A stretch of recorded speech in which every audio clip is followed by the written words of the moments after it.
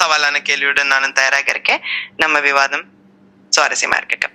Okay, முதல் கேள்வி கேளுங்க. சரி, ரெடி. முதல்ல கேள்வி இது. 2026 தேர்தலில் மக்கள் என்ன எதிர்பார்க்கலாம்?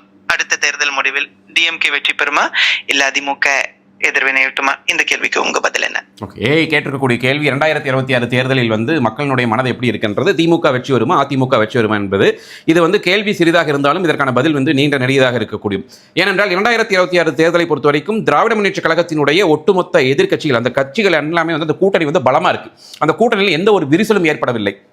இதே ஆப்போசிட் சைடு பார்த்துக்கிட்டோம் அப்படின்னா அண்ணா திராவிட முன்னேற்ற கழகத்தை பொறுத்த வரைக்கும் பிஜேபிக்கும் அவங்களுக்கும் ஒரு முரண் இருந்துகிட்டே இருந்துச்சு. இன்னைக்கு அவங்க ஜாயின் ஆயிருக்காங்க. இருந்தாலும் அண்ணாமலை அவர்கள் தலைவர் பதவியிலிருந்து எடுத்துவிட்டு நயினா நாகேந்திரன் அவர்களை தலைவராக மாற்றி பிறகாக அந்த கூட்டணி இப்போ போயிட்டு இருக்கு. ஸோ ஸ்மூத்தாக தான் போயிட்டு இருக்கு அப்படின்னு நான் நினைக்கிறேன். ஆனால் நம்ம நிறைய விஷயங்களை நம்ம ஆராய்ந்து பார்க்க வேண்டியிருக்கு. ஏன்னா ஆல்ரெடி என்டிஏல இருந்து நிறைய கட்சிகள் இப்போ இல்லை. ஓபி